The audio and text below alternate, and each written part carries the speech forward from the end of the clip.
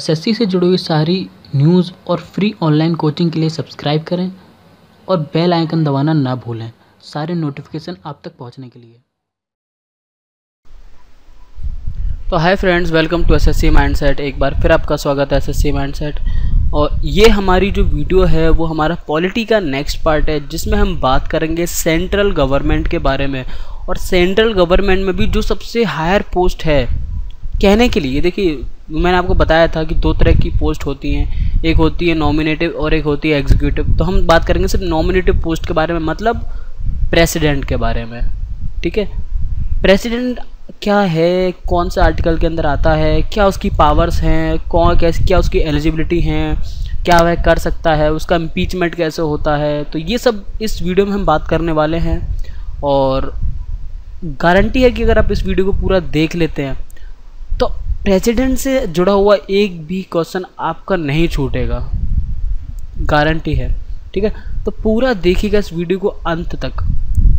और अगर आपको इससे पहले वाली वीडियो देखनी है, जिन्होंने नहीं देखी है, तो आप मेरे चैनल पर प्लेलिस्ट में जाके पॉलिटी का आपको मिल जाएगा प्लेलिस्ट, उसमें जाके आप देख सकते हैं। ठीक है, आपको सारी इससे पहले की जितनी भी वीडियोस हैं हमारे कॉन्स्टिट्यूशन से जुड़ी हुई, पॉलिटी से जुड़ी, वो सारी मिल जाएंगी। ठीक है, अगर आप नए हैं तो चलिए स्टार्ट करते हैं बिना कोई वक्त गवाए हुए हमारा सेंट्रल गवर्नमेंट का प्रेसिडेंट वाला पार्ट। देखिए सबसे पहले तो आपको ये जानना है कि यूनियन एग्जीक्यूटिव के जो आर्टिकल्स हैं वो आर्टिकल 52 से लेकर 78 है। ठीक है, अब देखिए यूनियन एग्जीक्यूटिव का मतलब ये नहीं कि यार पूरी सेंट्रल गवर्नमेंट इसी के अंदर आ जाती है इन आर्टिकल्स के अंदर, नहीं। यूनियन एग्जीक्यूटिव का मतलब ये है कि जितना भी हमारा प्रेसिडेंट का जो मेन पार्ट, ठीक है, जो उसकी ओथ है, जो उसका इम्पीचमेंट है, वो सब इन आर्टिकल्स के अंदर आता है। ठीक है, तो देखिए यूनियन एग्जीक्यूटिव है। ठीक है, अब वो क्या कंसिस्ट करता है, कंसिस्ट करने का मतलब टोटल यूनियन एग्जीक्यूटिव के अंदर क्या क्या चीज़ें आती हैं, वो हमारा president, vice president, prime minister, council of ministers and attorney general of India. ठीक है,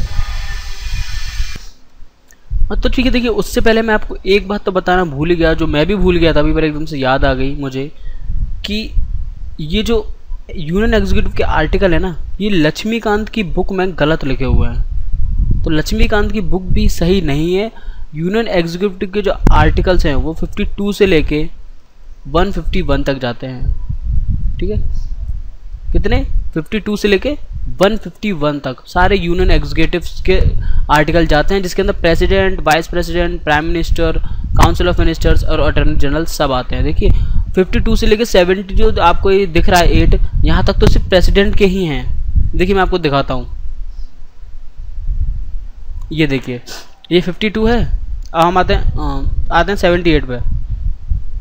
ये देखिए यहाँ पर अटॉर्नी जनरल है, आपका प्रेसिडेंट है, ये देखिए सिर्फ प्रेसिडेंट चल रहा है यहाँ पे। ठीक है, यहाँ भी प्रेसिडेंट है आपका, 74 आ गया। यहाँ पर उनके मिनिस्टर जो अपॉइंट करते हैं उनकी सैलरी वगैरह है। यहाँ पे देखिए पार्लियामेंट का है, यहाँ भी पार्लियामेंट है, union budget, power of president. ठीक है, तो ये देखिए ये आता है कभी, ये 143 पे आ गए। पर अगर 173 या 178 पे देखें तो यहाँ क्या है, यहाँ पर सिर्फ ड्यूटी आती है प्राइम मिनिस्टर की। ठीक है, और वो भी किससे जुड़ी हुई, प्रेसिडेंट से जुड़ी हुई ड्यूटी। मतलब यहाँ पर बात भी सिर्फ प्रेसिडेंट की हो रही है कि प्रेसिडेंट से जुड़ी हुई ड्यूटी प्राइम मिनिस्टर की क्या होती है। तो उसमें थोड़ी गलती है। अगर आपका यूनियन एग्जीक्यूटिव आता है, ठीक है, यूनियन एग्जीक्यूटिव के आर्टिकल्स, तो 152 से लेके 151 तक लिखिएगा, क्योंकि गूगल भी वही बोलता है कि 52 से लेके 151 तक है। ठीक है, यूनियन एग्जीक्यूटिव के सारे आर्टिकल्स। ओके, उसके बाद हम आते हैं हमारा प्रेसिडेंट। तो देखिए ये जो प्रेसिडेंट होता है ना, सबसे पहले तो आपको ये जानना है कि वो किस पोस्ट पे होता है, क्या उसकी पावर है। सबसे पहले तो वो हेड ऑफ इंडियन स्टेट होता है। ठीक है, सबसे हेड की सबसे मतलब अपर पोस्ट पे हमारा प्रेसिडेंट होता है। फर्स्ट सिटीज़न कहते हैं उसे। ठीक है, हमारा प्रेसिडेंट फर्स्ट सिटीज़न कहलाता है। मैं कहता हूँ प्रथम व्यक्ति। ठीक है, प्रथम नागरिक, सारी मतलब कंट्री, वो कंट्री को रिप्रेजेंट करता है, हम ये कह सकते हैं। ठीक है, सारी कंट्री को। और वो एक तरह से यूनिटी, इंटीग्रिटी और सोलिडेरिटी का सिंबल भी होता है। ठीक है। हमारा प्रेसिडेंट हमारी कंट्री की यूनिटी को डिफाइन करता है, ठीक। उसके बाद देखिए, ये तो आपको बता दें कि वो क्या सिंबलाइज करता है, क्या उसकी पोस्ट है। अब करते हैं इलेक्शन ऑफ प्रेसिडेंट के बारे में। सबसे शुरुआत में इलेक्शन ही होगा तभी हमारा प्रेसिडेंट चुना जाएगा। देखिए इलेक्शन की अगर बात करूँ, ठीक है, तो the president is elected not directly by the people but members of electoral college consisting of. देखिए जैसे बाकी चुनाव होते हैं तो उनमें क्या होता है कि हम वोट डालते हैं, तो प्रेसिडेंट के चुनाव में हम वोट नहीं डालते हैं, वोट वो लोग डालते हैं जिनको हमने चुना है, ठीक है।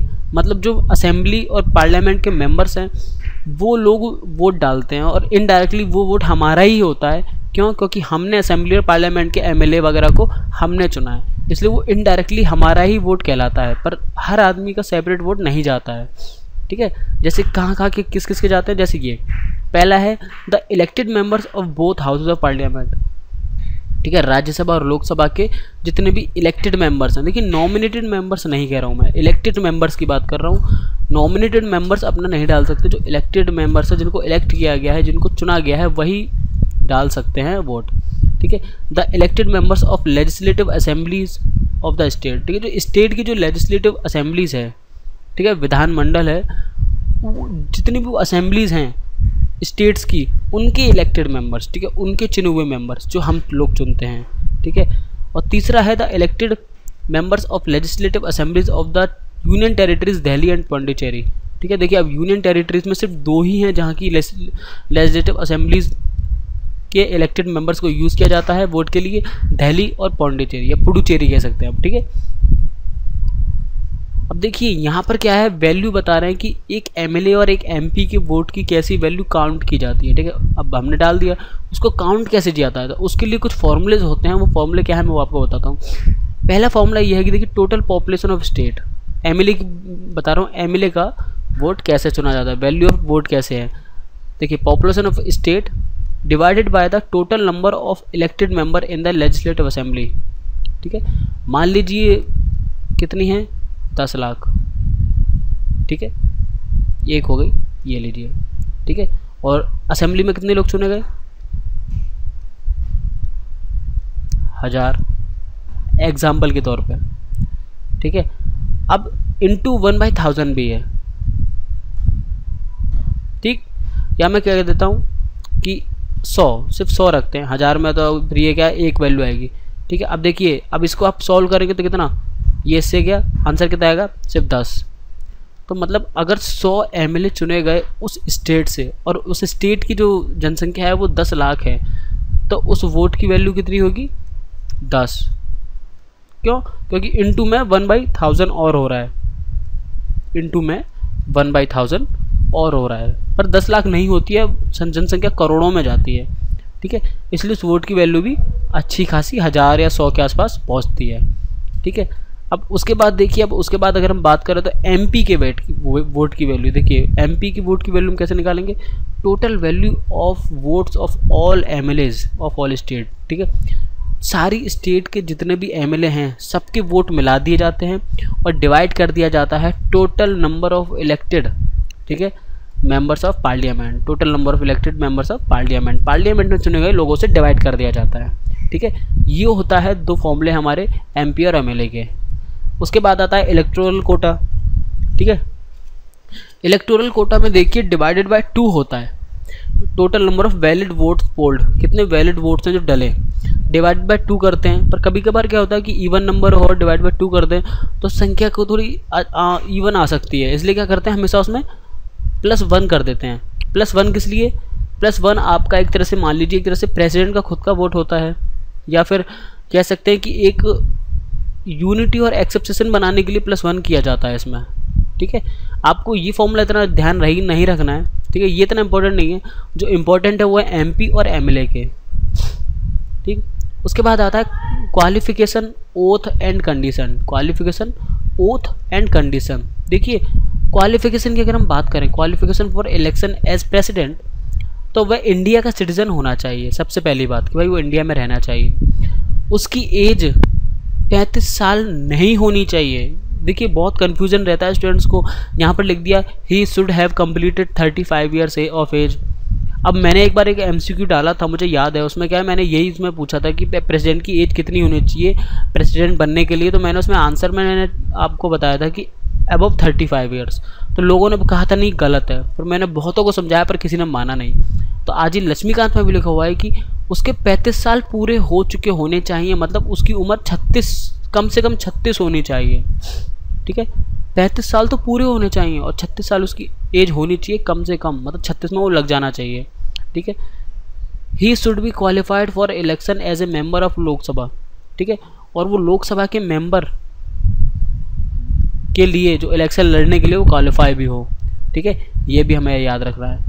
और ही should not hold any office of profit under the union government और स्टेट गवर्नमेंट और एनी लोकल अथॉरिटी और एनी पब्लिक अथॉरिटीज़। ठीक है, और उसके पास कोई भी ऑफिस ऑफ प्रॉफिट नहीं होना चाहिए, मतलब उसको वो कोई भी ऐसी पोस्ट पर नहीं होना चाहिए जहाँ पर उसको कोई प्रॉफिट मिल रहा हो। ठीक है, जैसे अब कोई MLA या MP की पोस्ट पर नहीं होना चाहिए। ठीक है, या फिर ऐसी कोई भी पोस्ट है जिसमें वो नहीं होना चाहिए गवर्नमेंट की, या चाहे स्टेट गवर्नमेंट हो, चाहे यूनियन गवर्नमेंट हो, चाहे लोकल अथॉरिटी, चाहे पब्लिक अथॉरिटी हो, वो कहीं भी ऐसी प्रॉफिट पोस्ट पे नहीं होना चाहिए।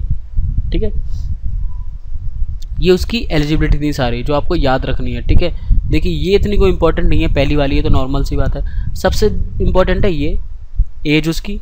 ठीक है, और थर्ड एंड फोर्थ, ये तीन सबसे ज़्यादा इंपॉर्टेंट हैं। ठीक है, उसके बाद आता है ओथ और अफर्मेशन बाय द प्रेसिडेंट। देखिए अगर ओथ की बात करें तो वो क्या क्या ओथ में क्या क्या कसम लेता है। ठीक है, आपको ये बता रहा हूँ मैं। सबसे पहला, to faithfully execute the office, मतलब ईमानदारी के साथ ऑफिस को चलाएंगे।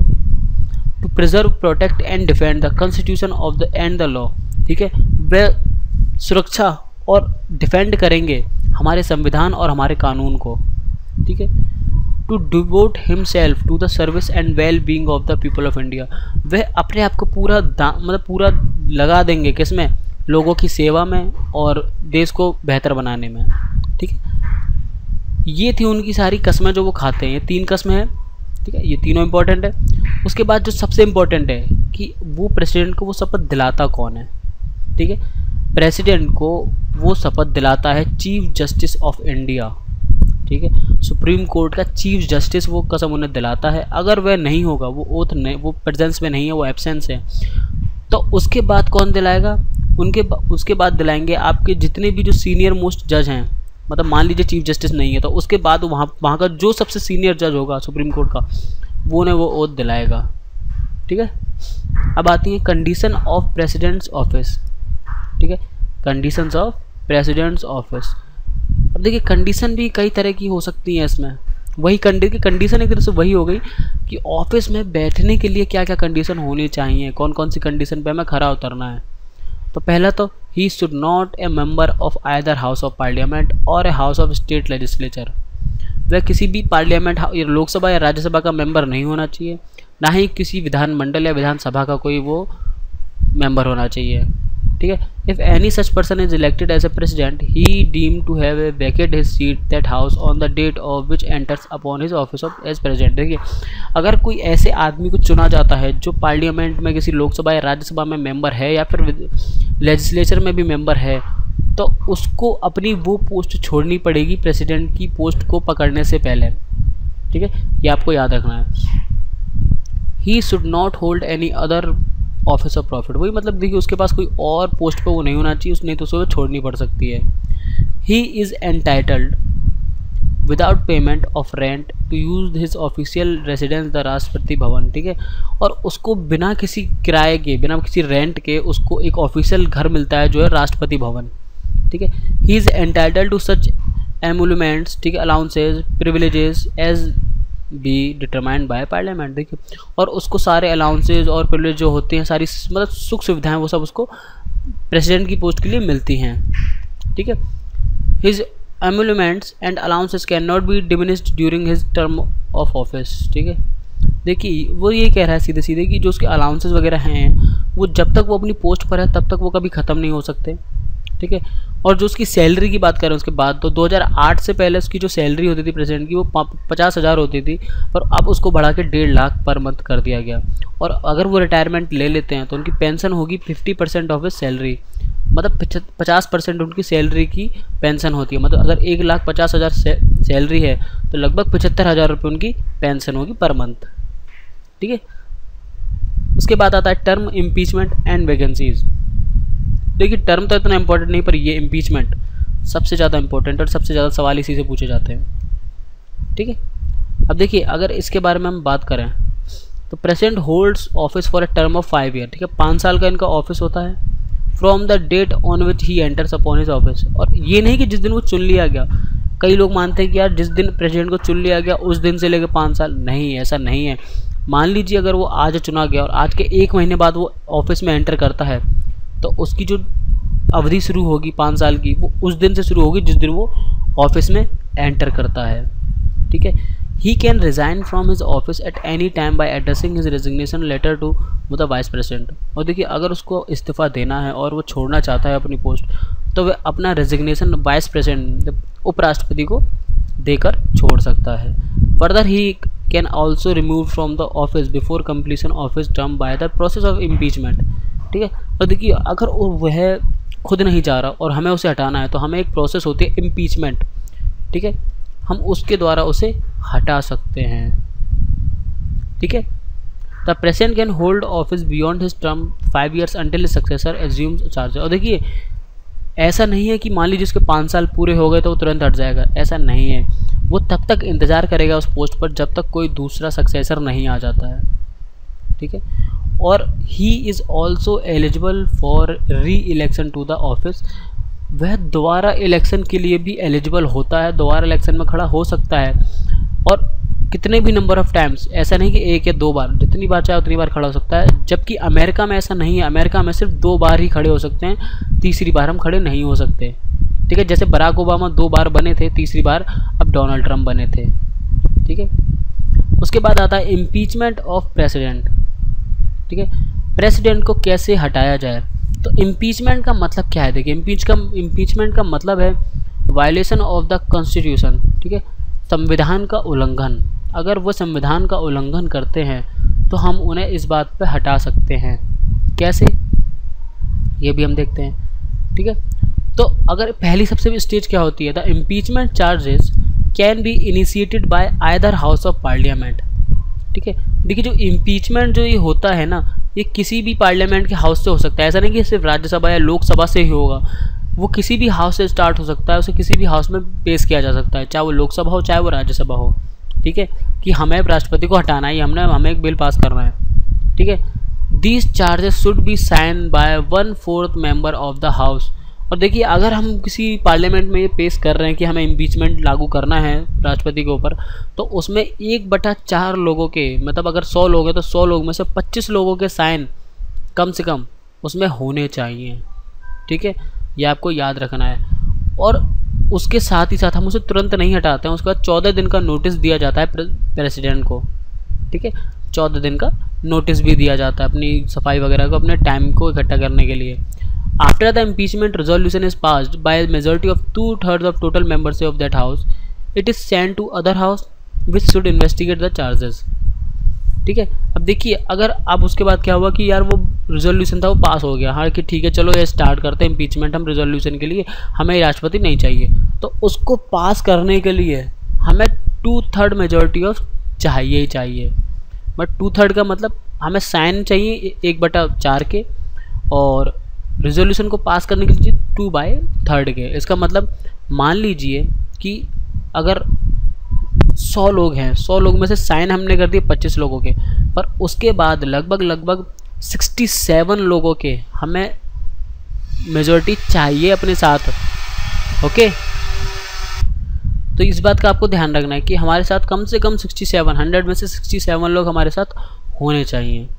ठीक, अब उसके आगे चलते हैं। तो उसके बाद क्या करते हैं, the president has the right to appear and to represent at such investigation if other houses also sustain the charges and passes the impeachment resolution by majority of 2/3 of the total membership, the president it stands remove from his office from the date on which bill is so passed. देखिए president को भी मौका दिया जाता है कि वो अपना रिप्रेजेंटेशन खुद या इन्वेस्टिगेशन खुद कर सकता है। ठीक है, और उसके बाद भी अगर देखिए एक पार्लियामेंट से वो बिल रिजोल्यूशन पास हुआ और उसके बाद वो दूसरे हाउस में गया, मतलब राज्यसभा से हुआ और लोकसभा में भी गया और लोकसभा में भी 2/3 मेजोरिटी से वो रिजोल्यूशन पास हो गया, तो जिस दिन वो रिजोल्यूशन पास होता है उसी दिन राष्ट्रपति को अपनी पोस्ट खाली करनी पड़ेगी। ठीक है, उसके बाद impeachment is a quasi judicial procedure in the parliament. In this contest 2 things should be noted. देखिए, इसे हम एक तरह से क्वेसी जुडिशियल प्रोसीजर कह सकते हैं। क्वेसी जुडिशियल मतलब ये 2 हिस्सों में ही होता है। ठीक है, इसलिए हम इसे क्वेसी जुडिशियल कहते हैं। ठीक है, ऐसा नहीं कि सिर्फ एक ही हाउस से काम बन जाएगा, हमें दोनों हाउस का डिसीजन सुनना पड़ेगा, इसलिए हम इसे क्वेसी जुडिशियल कहते हैं। दूसरा, nominated member of either house of the parliament can participate in the impeachment of the president so they do not participate in his election। अब देखिए, यहाँ पर एक थोड़ा सा ट्विस्ट आता है जो हमेशा स्टूडेंट कंफ्यूज होते हैं। क्या कि यार जब राष्ट्रपति चुनना था, ठीक है, तब तो हमें नहीं चुना गया। किसको नहीं चुना गया? जो लोग नॉमिनेट हुए थे, मतलब हाँ कि यार मैं खड़ा हुआ हूँ मेंबरशिप के लिए पर मैं सेलेक्ट नहीं हुआ, इलेक्ट नहीं हुआ किसी पार्लियामेंट में। ठीक है, तो वो लोग भी भाग ले सकते हैं इम्पीचमेंट में। ठीक है, तो अब वही वो कन्फ्यूजन होता है कि यार जब इलेक्शन के टाइम पे उनको नहीं लिया गया, इसी वजह से जब इम्पीचमेंट होता है तो उनको भी वो पार्टिसिपेट कर सकते हैं। ठीक है, उनको भी भाग दिया जाता है कि हाँ तुम भी अपना वोट दे सकते हो। ठीक है, पहला तो ये। दूसरा ये, the elected members of legislative assembly of the states of the union territories of Delhi and Pondicherry do not participate in the. ठीक है, अब देखिए, अब यहाँ पर क्या था, पार्लियामेंट की बात कर रहे थे और हाउसेस की बात कर रहे थे, तो वहाँ तो नॉमिनेटेड मेंबर्स पार्टिसिपेट कर सकते हैं। ठीक है, पर अगर लेजिस्लेटिव असेंबलीज की बात करूँ या फिर यूनियन टेरिटरीज की बात करूँ तो वो पार्टिसिपेट नहीं कर सकते, ना ही इलेक्शन में, ठीक है, और ना ही इम्पीचमेंट में। नॉमिनेटेड मेंबर्स तो पार्टिसिपेट कर ही नहीं सकते। और जो इलेक्टेड मेंबर्स हैं, यहाँ देखिए, यहाँ फिर से कन्फ्यूजन हो गया, आपको होगा कि यहाँ पर तो जो चुने हुए मेंबर हैं ना लेजिस्लेटिव असेंबलीज के और दिल्ली और पौंडीचेरी के, वो तो भाग ले ही नहीं सकते इम्पीचमेंट में। क्यों? क्योंकि वो भाग पहले ही ले चुके हैं। किस में भाग ले चुके हैं? वह भाग ले चुके हैं इम्पीचमेंट में। ठीक है, तो आपको ये याद रखना। और लास्ट कंक्लूजन क्या निकला? No president has so far been impeached. अभी तक की इंडिया की हिस्ट्री में अभी तक किसी भी एक प्रेसिडेंट को इम्पीच्ड नहीं किया गया, मतलब वायलेशन ऑफ कॉन्स्टिट्यूशन का दोषी नहीं पाया गया है। ठीक है, तो ये आपको याद रखना है। पूछा जा सकता है कि यार कौन सा प्रेसिडेंट है जिनको इम्पीच्ड किया गया है, तो अभी तक कोई भी ऐसा प्रेसिडेंट नहीं आया है। ठीक है, अब आता है vacancy in the president office. देखिए, वैकेंसीज होती है ना, वो कब कब निकल के आती है।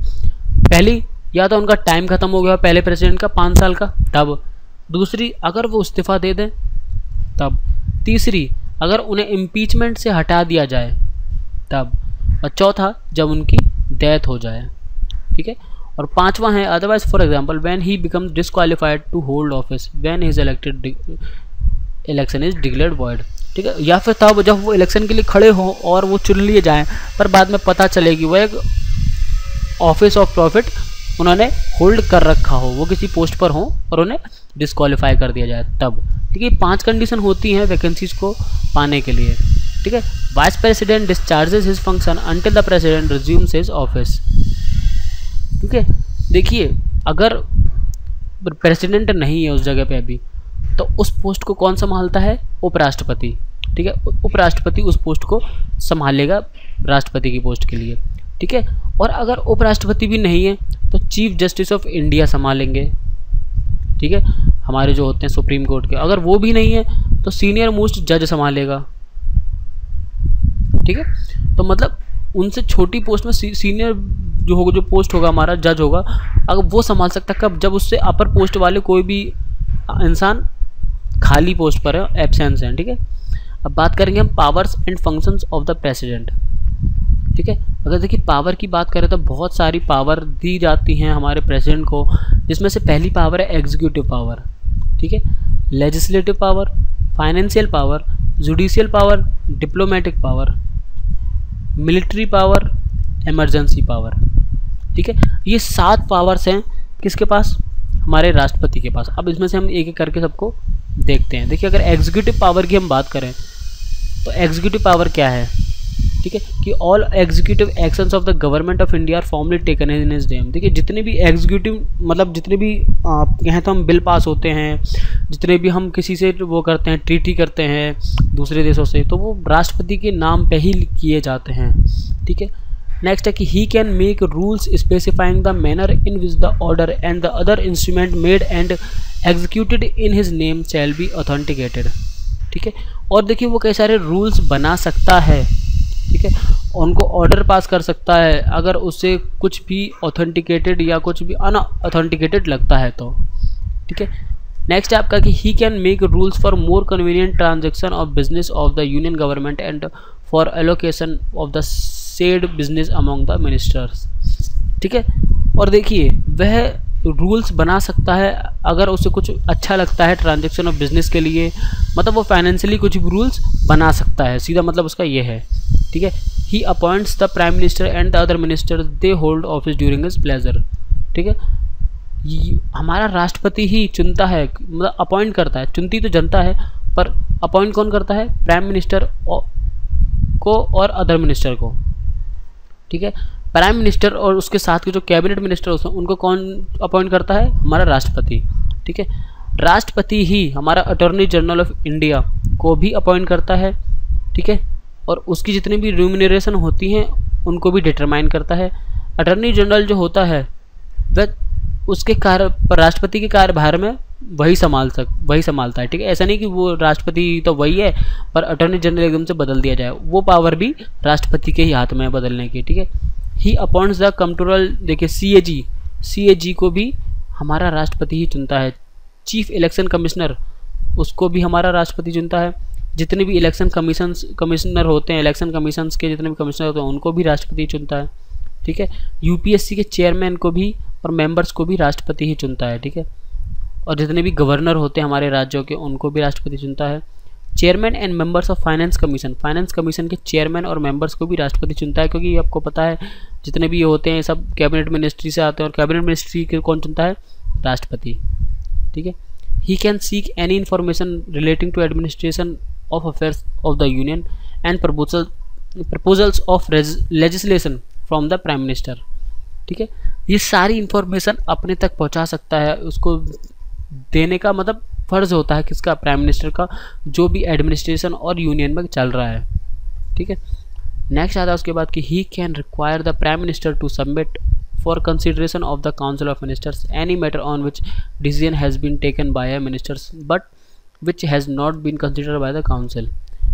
देखिए प्राइम मिनिस्टर को सबमिट करने पड़ते हैं वो सारे जितने भी काउंसिल ऑफ मिनिस्टर्स के द्वारा लिए गए डिसीजन हैं, जो भी मैटर्स हैं, वो सब प्रेसिडेंट के आगे उसे सबमिट करना पड़ता है।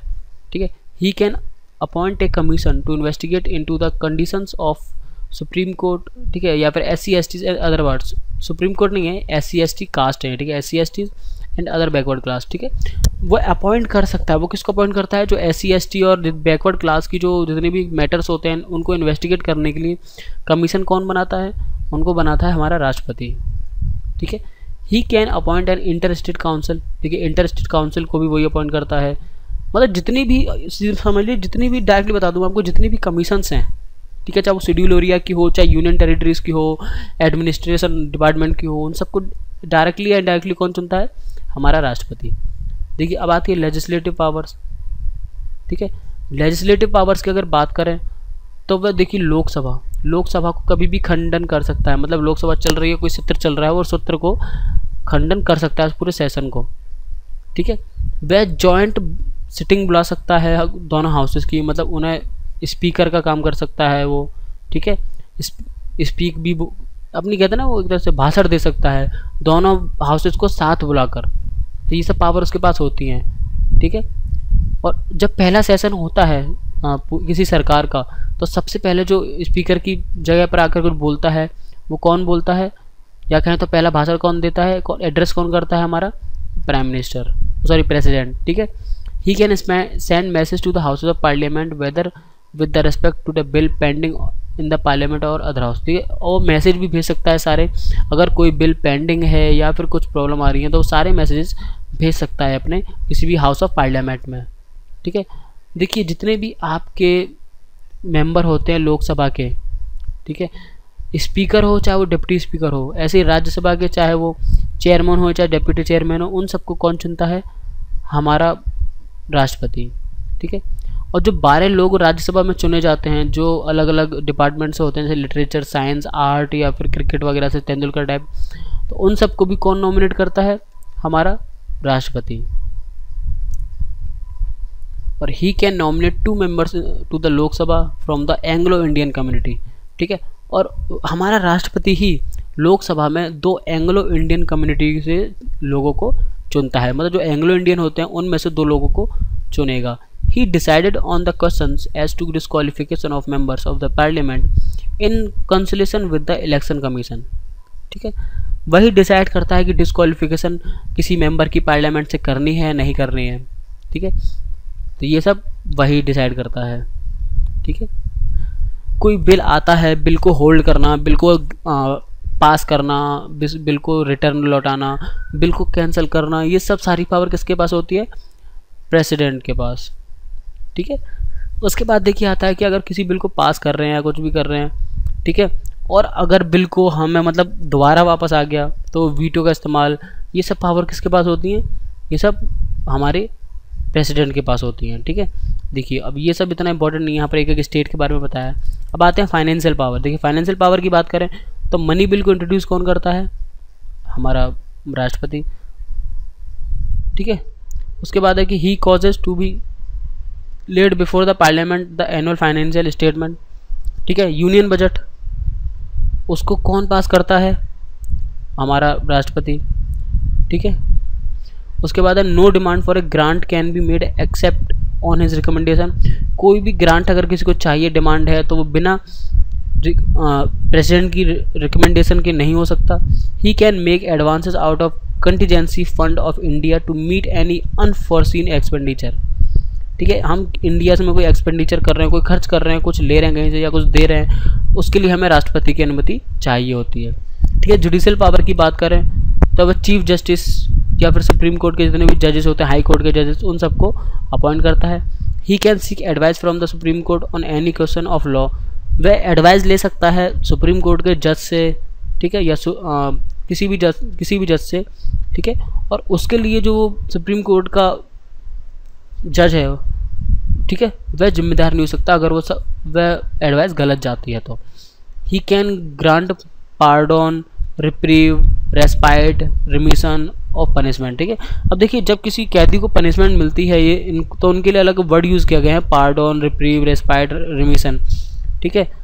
या सस्पेंड और रिमिट और कम्यूट। ठीक है।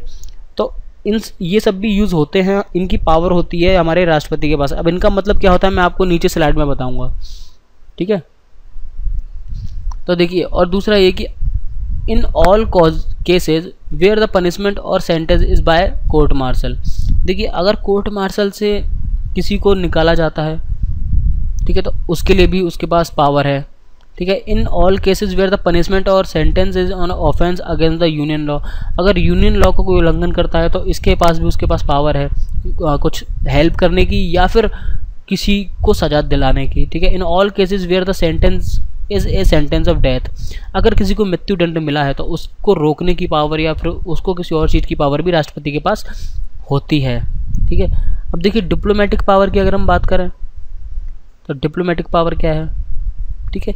The international treaties and agreements are negotiated and concluded on the behalf of president. देखिए जितने भी इंटरनेशनल ट्रीटीज़ या एग्रीमेंट्स होते हैं वो सारे किसकी तरफ से, किसके नाम पे होते हैं? प्रेसिडेंट के नाम पे। ठीक है। मिलिट्री पावर की बात करूँ तो head of supreme commander, head तीनों सेनाओं का कौन होता है? हमारा राष्ट्रपति। ठीक है। वही चीफ ऑफ आर्मी, नेवी और एयरफोर्स के जितने भी चीफ होते हैं उन सबको अपॉइंट करता है। ही कैन डिक्लेयर वॉर और conclude peace subject to the approval of the parliament. ठीक है। वह वॉर या शांति इन सबको डिक्लेयर भी कर सकता है कि हाँ यार यहाँ पर। और इमरजेंसी पावर, उसके पास इमरजेंसी लगाने की पावर भी होती है। ठीक है। आर्टिकल 352 के अंदर वो नेशनल इमरजेंसी लगा सकता है। ठीक है। और 356 और 365 के अंदर वह प्रेसिडेंट रूल, राष्ट्रपति शासन भी लागू कर सकता है। और फाइनेंशियल इमरजेंसी आर्टिकल 360 वो भी लागू कर सकता है। अब आता है veto power of the president. देखिए वीटो पावर क्या है? A bill passed by the parliament can become an act only if it receives the assent of president. देखिए कोई भी बिल, कोई एक्ट या कानून बन सकता है अगर उसे प्रेसिडेंट पास कर देता हो, ठीक है। When such a bill presented to the president for his assent, he has 3 alternatives, ठीक है। उसके पास 3 रास्ते होते हैं जो आर्टिकल 111 में दिया गया है। मतलब देखिए 3 रास्ते से आप समझ सकते हैं, 3 अल्टरनेटिव्स, 1, 1 और 1, ठीक है। He may give his assent to the bill, ठीक है। वह बिल को एसेंट दे सकता है, वह बिल को होल्ड पे रख सकता है, ठीक है, या वह बिल को लौटा सकता है। अगर वह बिल मनी बिल नहीं है तो, अगर मनी बिल है तो नहीं लौटा सकता, पर अगर मनी बिल नहीं है, ठीक है, तो वो उसे लौटा सकता है, ठीक है। पार्लियामेंट में लौटा सकता है कि उसे दोबारा सोचिए समझिए, रिकंसिडरेशन करिए, ठीक है। The veto power enjoyed by the executive in modern states can be classified into the following 4 types, ठीक है। वीटो पावर 4 प्रकार की होती है। पहला होता है absolute veto, qualified veto, suspensive veto और पॉकेट वीटो, ठीक है। अब इस 4 टाइप की वीटो में क्या होता है ये भी देखते हैं। Absolute veto that is withholding of assent to the bill passed by the legislature, ठीक है। एब्सोल्यूट वीटो वो होता है जो कोई भी बिल पास हुआ हो लेजिस्लेचर द्वारा, उसको होल्ड कर देना। क्वालिफाइड वीटो वो होता है जब कोई भी ओवर रिडन, ठीक है, लेजिस्लेटर विद हायर मेजॉरिटी हो। जब हम कोई भी ओवर रिडन सब्जेक्ट हमारा आ जाता है प्रेसिडेंट के सामने, जहाँ पर लेजिस्लेचर की हायर मेजॉरिटी के साथ हुआ हो, वहाँ पर हम क्वालिफाइड वीटो का यूज़ करते हैं। सस्पेंसिव वीटो यह है कि which can be over ridden bye the legislature with an ordinary majority, जहाँ पर क्या एक ऑर्डिनरी मेजॉरिटी मिलती है, ठीक है, लेजिस्लेचर को, और हमें लेजिस्लेचर द्वारा उसे ओवर रिडन करना है, ठीक है, तो हम सस्पेंसिव वीटो का यूज़ करते हैं राष्ट्रपति। पॉकेट वीटो क्या होता है?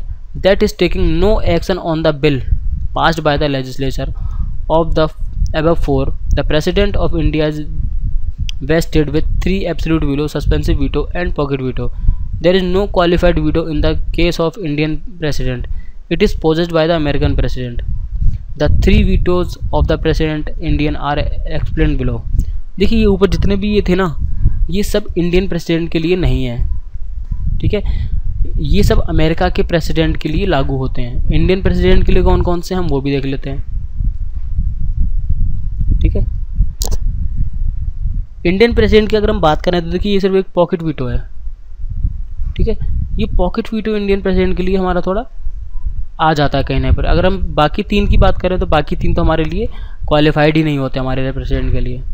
अब देखिए pardon powering of the president, क्षमा याचना वाली जो होती है पार्डन पावर, वो कैसी होती है, ठीक है। ये आर्टिकल 72 के अंदर आती है, ठीक है, याद रखना है आपको। अब पार्डन क्या होता है देखिए, it removes both the sentence and conviction and completely absolves the convict from all sentences, punishment and disqualifications. ये क्या है पार्डन? देखिए इसमें क्या है, चाहे कोई सज़ा सुना दी गई हो, चाहे कोई सज़ा अभी सुनाने जा रही हो, उसको वह रोक देता है, ठीक है, सारे सेंटेंसेस या पनिशमेंट को। अब कम्यूटेशन क्या होता है देखिए, it denotes the substitution of one form of punishment for a lighter form, ठीक है। अब देखिए कम्यूटेशन क्या होता है, जहाँ पर किसी को फांसी की सज़ा हो जाए और उसे फांसी की जगह कैंसिल करके उम्र कैद की सज़ा सुना दी जाए, मतलब उसकी जो सज़ा है ना उसको थोड़ा हल्का कर दिया जाए, इतना मतलब हायर वर्जन में ना रखा जाए, उसे लाइटर फॉर्म में कर दिया जाए, सज़ा माफ़ ना की जाए, बस उसको छोटा कर दिया जाए, ठीक है। अब रीमिशन क्या होता है देखिए, रीमिशन की बात करते हैं, it implies reducing the period of sentence without changing it's character. यहाँ पर क्या होता है, रीमिशन मतलब उसका टाइम पीरियड कम कर दिया जाए, ठीक है। अगर उम्र कैद की सज़ा है तो उम्र कैद की सज़ा रहे, बस उसका टाइम पीरियड कर दिया जाए, ठीक है। रिस्पाइट मतलब क्या होता है, it denotes awarding a lesser sentence in place of the one original award due to the some special fact such as physical disability of a convict और the pregnancy of the women offender. देखिए respite का मतलब ये होता है कि उसकी सज़ा को कम कर दिया जाए और छोटा कर दिया जाए, मतलब सरल भी कर दिया जाए, उसकी किसी स्पेशल फैक्ट को ध्यान में रखते हुए, जैसे फिजिकल डिसेबल, अगर आदमी फिजिकल डिसेबल हो या फिर औरत कोई प्रेग्नेंट हो तो उसकी सज़ा को थोड़ा सा हल्का कर दिया जाता है या फिर उसको आराम के लिए थोड़ा माफ़ कर दिया जाता है। रिप्रीव क्या होता है देखिए, रिप्रीव की अगर हम बात करें तो it implies a stay of execution of a sentence for a temporary period, ठीक है। अगर देखिए डेथ ऑफ कोई भी डेथ का उसे सुनाया गया है सज़ा, ठीक है, मौत की सज़ा, तो उसको एक टेम्प्रेरी पीरियड के लिए रोक दिया जाए, मतलब पूरी तरह से ख़त्म ना किया जाए, बस उसको कहते हैं ना, उसको पॉज कर दिया जाए कि हाँ यार अभी कुछ दिन रुक जा, बाद में देखते हैं, ठीक है।